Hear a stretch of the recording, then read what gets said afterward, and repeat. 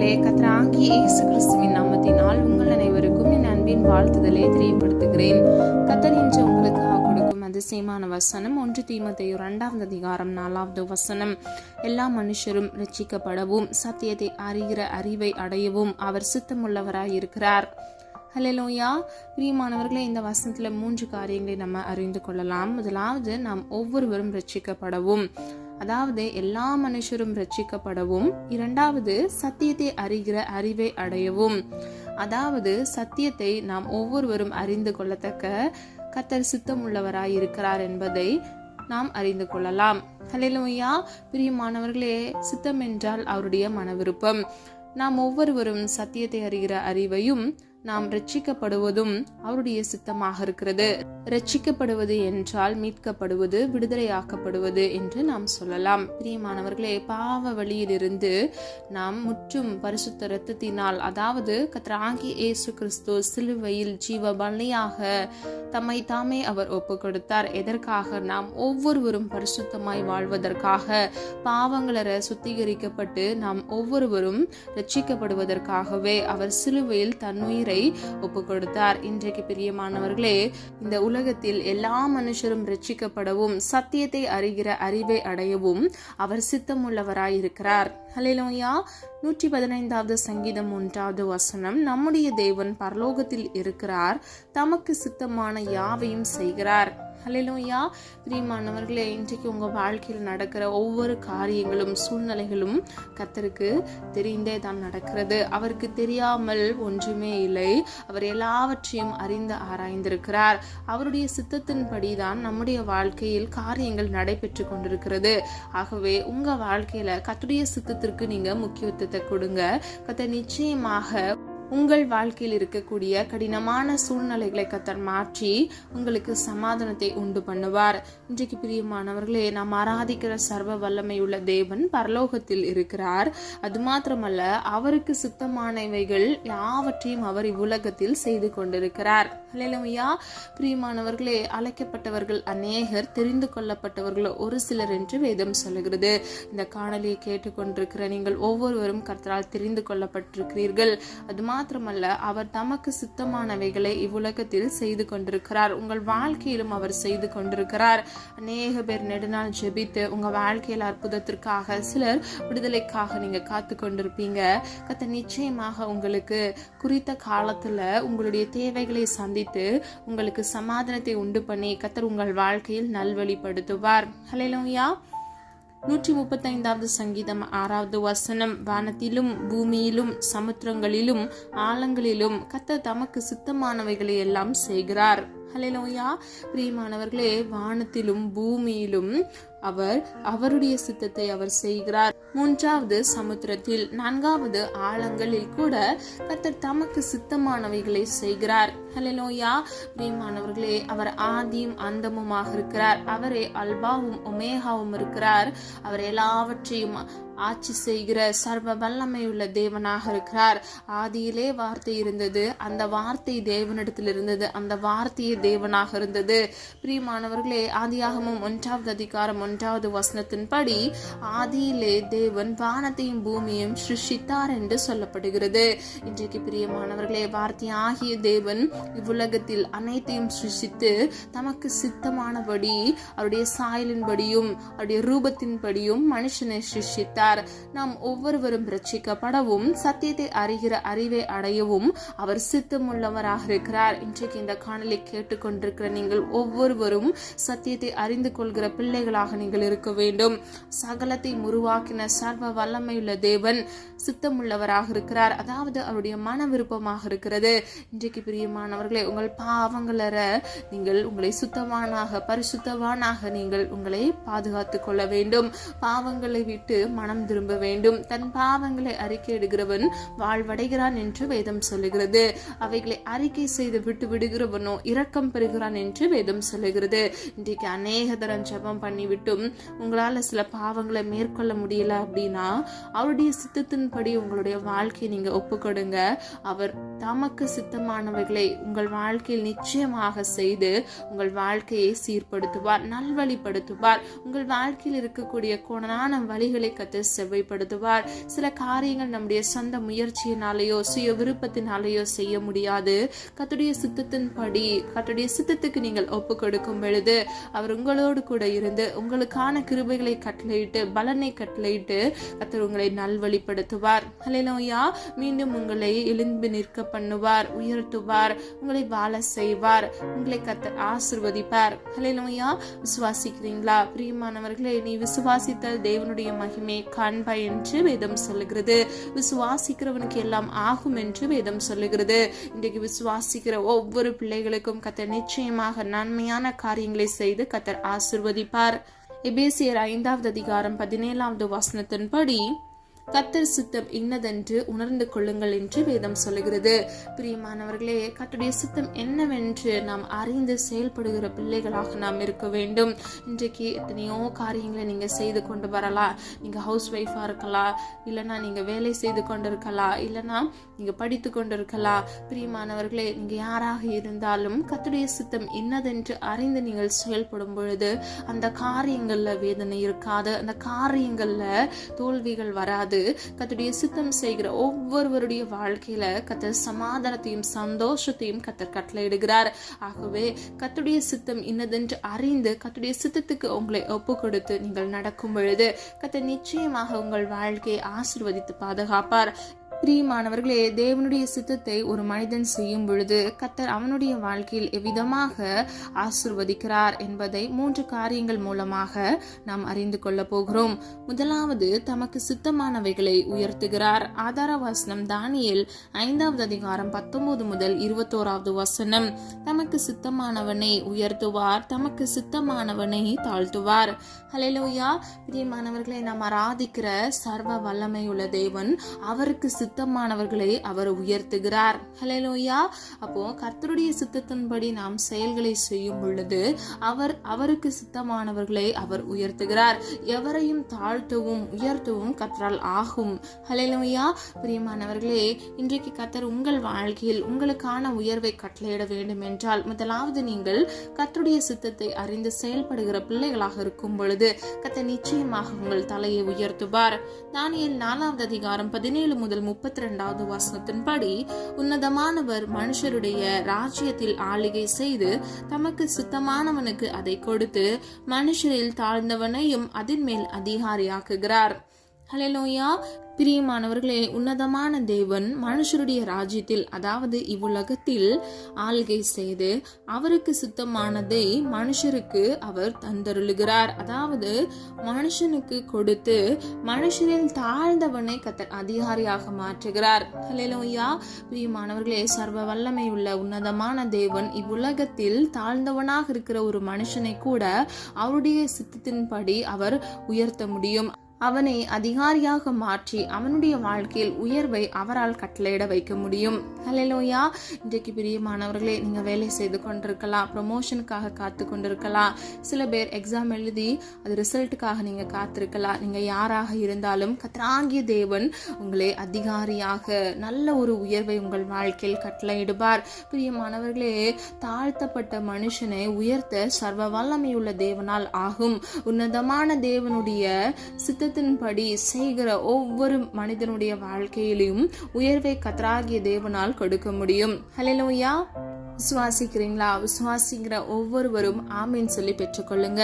இரண்டாவது, தமக்கு சித்தமானவைகளை உருவாக்குகிறார். ஆதார வசனம் மார்க் 3வது அதிகாரம் 13வது வசனம்.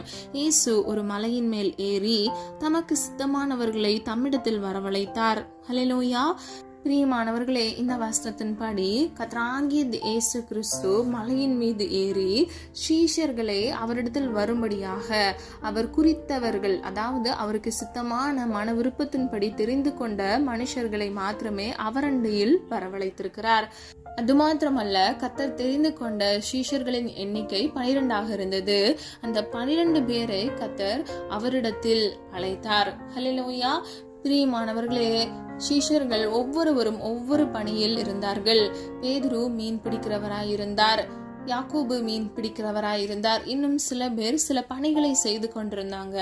கர்த்தர் அவர்களை அழைக்கும் பொழுது அவர்களை தெரிந்து கொண்டு அவருக்கு சித்தமானபடி அவர்களை அழைத்து அவர்களை சீஷர்களாக உருவாக்கினார். பிசாசுகளை துரத்த அதிகாரங்களே சீஷர்களுக்கு கர்த்தர் கொடுத்தார். இன்றைக்கு நம்மை கூட கர்த்தர் அழைத்ததற்கு ஒரு நோக்கம் இருக்கிறது, நம்மை உருவாக்கினதற்கு ஒரு நோக்கம் இருக்கிறது.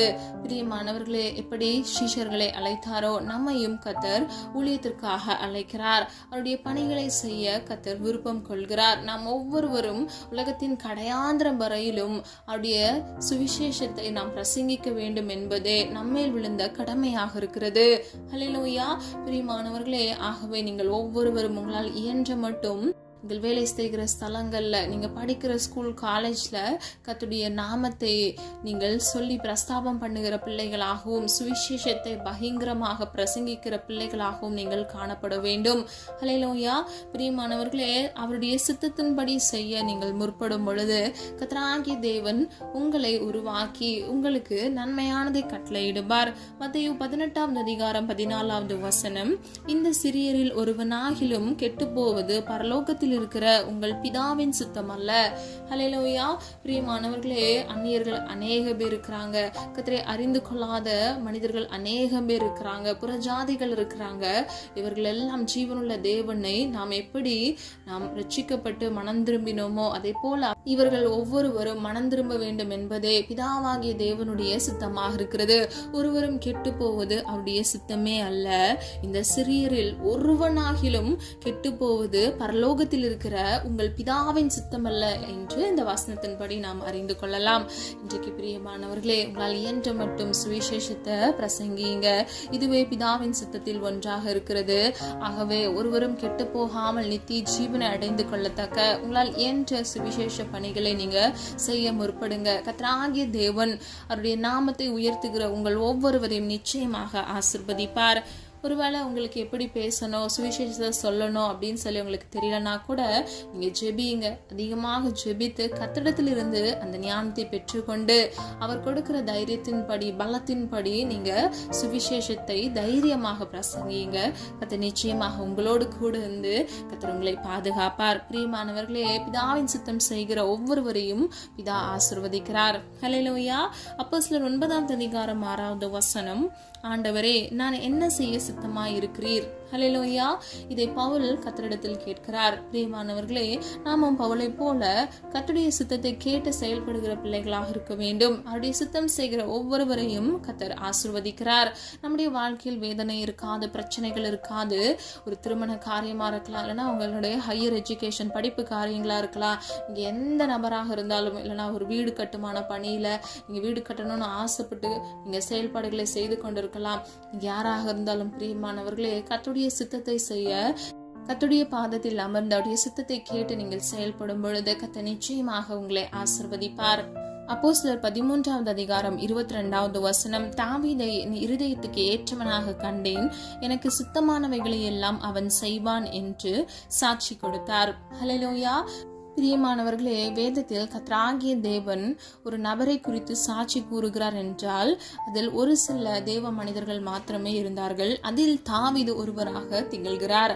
அவர் கர்த்தருடைய இருதயத்திற்கு ஏற்றவனாக அவனை காண்கிறார். ஹல்லேலூயா. பிரியமானவர்களே, தாவீது கர்த்தருக்கு சித்தமானவைகளை எல்லாம் அவர் செய்கிறார் என்பதை நம்ம இந்த வசனத்தின்படி அறிந்து கொள்ளுகிறோம். அது மாத்திரமல்ல, தாவீது கர்த்தருடைய சித்தமானவைகளை எல்லாம் செய்கிறார் என்பதை தேவனே கண்டு சாட்சியிடுகிறார். இன்றைக்கு பிரியமானவர்களே, நம்முடைய வாழ்க்கையில எவ்வளவோ செயல்களை செய்கிறோம். ஒவ்வொரு நாள்ல நம்ம பல காரியங்களை பிசினஸ்ல நம்ம ஒர்க்ல நம்ம செய்து கொண்டிருக்கிறோம். கர்த்தருடைய சித்தத்தை செய்கிறோமா என்பதை நீங்க ஆராய்ந்து பாருங்க.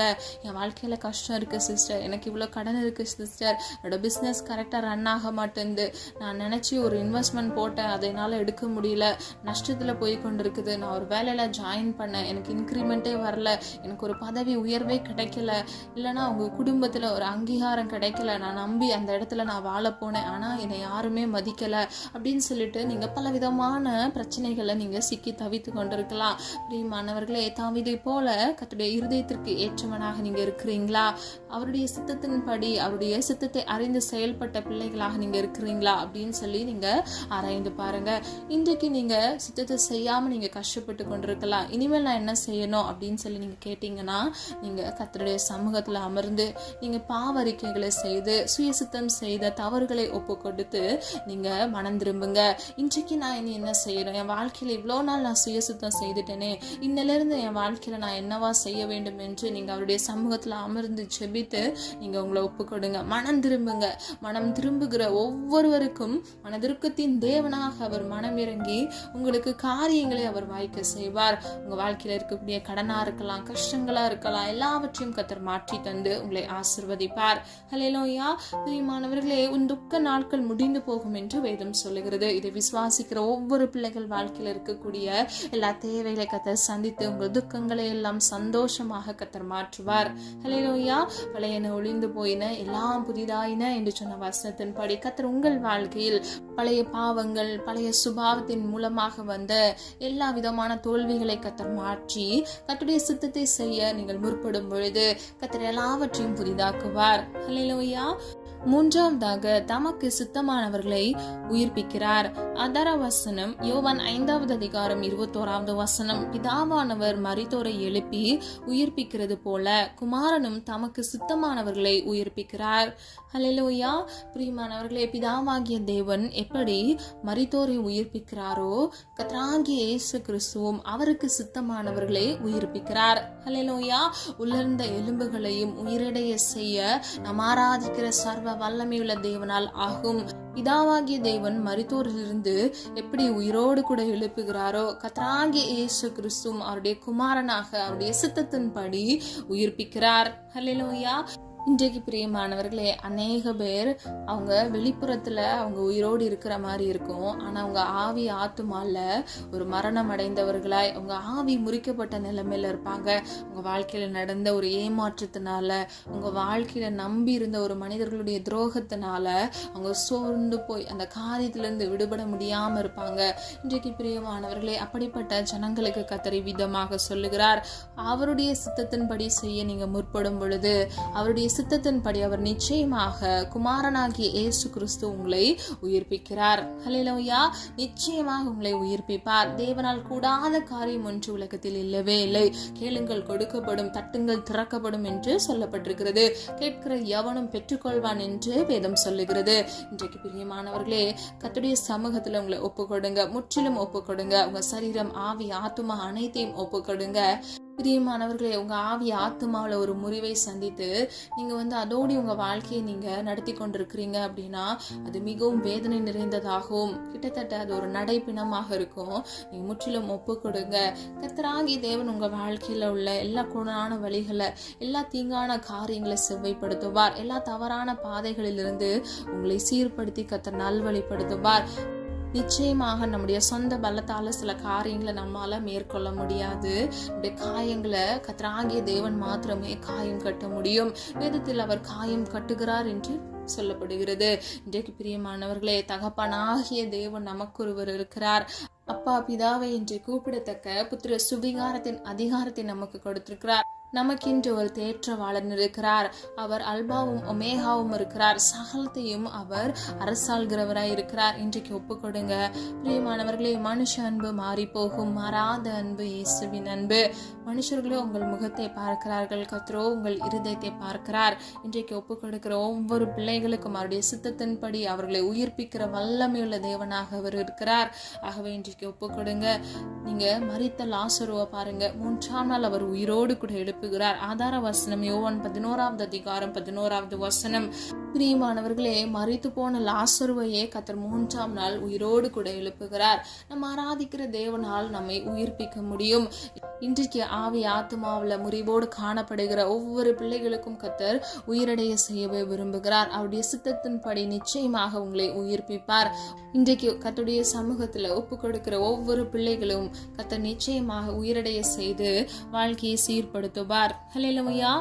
மத்தேயு 8வது அதிகாரம் 3வது வசனம், அப்பொழுது குஷ்டரோகி ஒருவன் வந்து அவரை பணிந்து, ஆண்டவரே, உமக்கு சித்தமானால் என்னை சுத்தமாக்க உம்மால் ஆகும் என்றான். இயேசு தமது கையை நீட்டி அவனை தொட்டு, எனக்கு சித்தம் உண்டு, சுத்தமாக என்றார். உடனே குஷ்டரோகம் நீங்கி அவன் சுத்தமானான். ஹல்லேலூயா. பிரியமானவர்களே, நல்ல கவனிங்க. முதலாவது அந்த குஷ்டரோகி கத்திடத்துல வந்து பணிந்து, அதாவது அவன் தாழ்த்துகிறான், ஒப்பு கொடுக்கிறான். அது மாத்திரமல்ல, அவன் விசுவாசத்தோடு அறிக்கை பண்ணுகிறான். விசுவாசத்தில் 2 வகை இருக்கிறது. முதலாவது நம்ம இருதயத்துல விசுவாசிக்கிறது, இரண்டாவது அதை வாயினால் அறிக்கை செய்வது. இதை இரண்டையும் அவன் செய்கிறவனா இருக்கிறான். இன்றைக்கு அநேக மனிதர்கள் இருதயத்துல விசுவாசிக்கிறேன்னு வாயினால அவங்க கன்ஃபர்ஸ் பண்ண மாட்டாங்க, அவங்க அறிக்கை பண்ண மாட்டாங்க. அவங்க இஷ்டத்துக்கு அவங்க விசுவாசிக்கிறேன் அப்படின்னு சொல்லிட்டு அவங்க வாழ்க்கையை வாழ்ந்து கொண்டிருப்பாங்க. நீங்க அப்படிப்பட்டவங்களா இருக்கக்கூடாது. விசுவாசிக்கிறீங்களா? அவங்க இருதயத்துல மனப்பூர்வமாய் விசுவாசிங்க. ஒரு துளி அவிசுவாசம் இல்லாதபடிக்கு முற்றிலும் கர்த்தருடைய சமூகத்துல உங்களை பணிந்து உங்களை ஒப்பு கொடுத்து நீங்க விசுவாசிங்க. இரண்டாவது, அதை வாயினால் அறிக்கை பண்ணுங்க. எப்படி இந்த குஷ்டரோகி வாயினால் அறிக்கை பண்ணினாரோ, உமக்கு சித்தமானால் என்னை சுத்தமாக்க உம்மால் ஆகும் என்கிறார். அதாவது விசுவாசத்தில் அறிக்கைகளை ஏறெடுக்கிறார். உம்மால் ஆகும் என்று முற்றிலும் நம்பி விசுவாசத்தோடு இந்த வார்த்தைகளை அவர் சொல்லுகிறார். உடனே இயேசு தமது கையை நீட்டி அவனை தொட்டு, எனக்கு சித்தம் உண்டு, சுத்தமாக என்றார். ஹல்லேலூயா. பிரியமானவர்களே, வேதத்துல கர்த்தருடைய சொந்த இடத்துல அவிசுவாசப்பட்டு மனுஷர்கள் காணப்பட்டதுனால அந்த இடத்துல அநேக அற்புதங்களை அவரால் செய்ய முடியாதபடிக்கு அவர் அவ்விடம் விட்டு மறைந்து போய்விட்டார் என்று சொல்லப்படுகிறது. ஆனா இந்த குஷ்டரோகிக்குள்ளேயோ விசுவாசம் காணப்பட்டது.